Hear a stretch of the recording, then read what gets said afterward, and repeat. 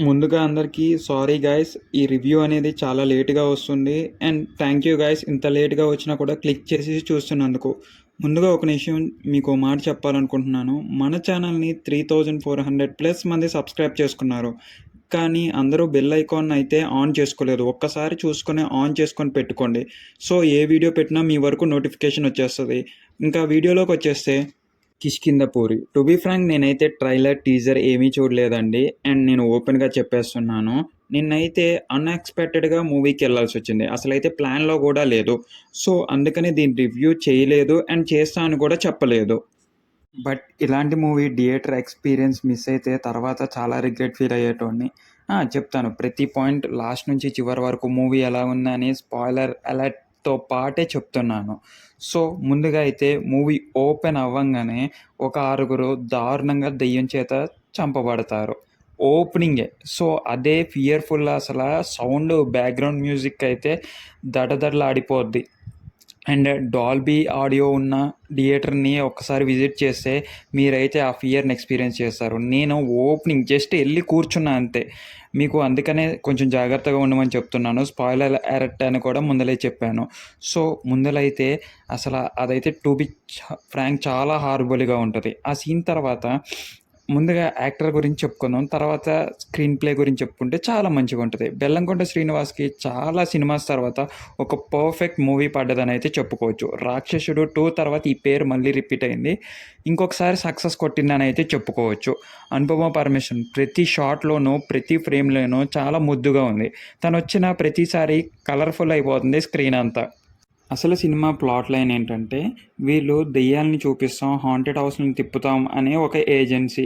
So టూరిస్టులని లేకపోతే మిగతా ప్రజల్ని తీసుకొని అలా హాంటెడ్ హౌస్‌లు తిరుగుతూ ఉండంగా ఒకరోజు నిజంగా ఉన్న దెయ్యాల ఇంటికి వెళ్ళాల్సొస్తది. అసల అక్కడికి ఎందుకు వెళ్లారు? ఆ రేడియో స్టేషన్‌లో ఏం జరిగింది? అండ్ దెయ్యం వీళ్ళ నుంచి ఏం ఎక్స్‌పెక్ట్ చేసింది? వీళ్ళు కొన్ని తప్పులు చేస్తారు ఆ ఇంట్లో. సో ఆ తప్పులు చేయటం వల్ల వీళ్ళ ప్రాణాలను తీయాలనుకుంటది. కొంతమందిని తీస్తది. ఇదంతా బానే ఉందిలే కానీ, ఇందులో మనకి చాలామందిని క్యారెక్టర్ అన్‌ఎక్స్‌పెక్టెడ్‌గా వచ్చి, అన్‌ఎక్స్‌పెక్టెడ్‌గా తప్పించుకొని పోతారు. హీరో వాళ్ళని కాపాడుతామని ఎక్కడో పెట్టేస్తాడు. ఇంకా వాళ్ళ క్యారెక్టర్ ఎండ్ అయిపోద్ది. వాళ్ళు ఉన్నారో, పోయారా అని కూడా చూపిచ్చరు. అదైతే చాలా డిసప్పాయింటింగ్‌గా నడిచింది. అండ్ ఫస్ట్ హాఫ్ అయితే కొంచెం ల్యాగ్‌లో నడుస్తది. సెకండ్ హాఫ్ కొంచెం ఫాస్ట్‌గా నడుస్తది. నేను డైరెక్టర్‌కి, స్టోన్ ప్లేకి ఏం చెప్పాలనుకుంటున్నా అంటే, సెకండ్ హాఫ్‌లోనే చాలా పాయింట్స్ గ్రిప్పింగ్‌గా ఉన్నాయి. అవి చూపిస్తే ఇంకా హైలైట్ అయ్యేది. బట్ ఎవరైతే బ్యాక్‌గ్రౌండ్ స్కోర్ ఇచ్చారో వాళ్ళైతే 100% ఎఫర్ట్స్ అయితే ఇచ్చారు. అది చాలా నీట్‌గా వచ్చింది. చాలా బావుంది.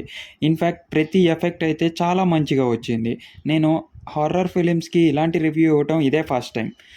దాని బ్యాక్‌గ్రౌండ్ మ్యూజిక్‌కి, దెయ్యం అపియరెన్స్‌కి అండ్ కోటం అపియరెన్స్‌కి చాలా మంచిగా ఉంది.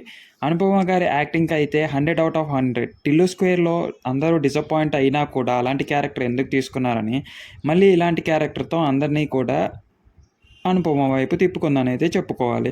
బెల్లంకొండ అన్న కూడా రాక్షసుడు తర్వాత ఇది మంచిగా ఉంటదా అని అన్నాడులే కానీ, ఏమో అనుకున్నా. బట్ వర్కౌట్ అయింది. 100% వర్కౌట్ అయిందనైతే చెప్పాలి. కానీ 'మిరాయి' అండ్ 'కిష్కింధపురి' ఇవన్నీ పోటీగా రావడం నాకు కొంచెం బాధాకరంగా ఉంది. ఎందుకంటే 2 మంచి మూవీస్ ఇలాగే ఉంటే మిడిల్ క్లాస్ కానీ, లోయర్ మిడిల్ క్లాస్ కానీ వీకెండ్స్‌లో ఒక మూవీనే ప్రిఫర్ చేయగలరు.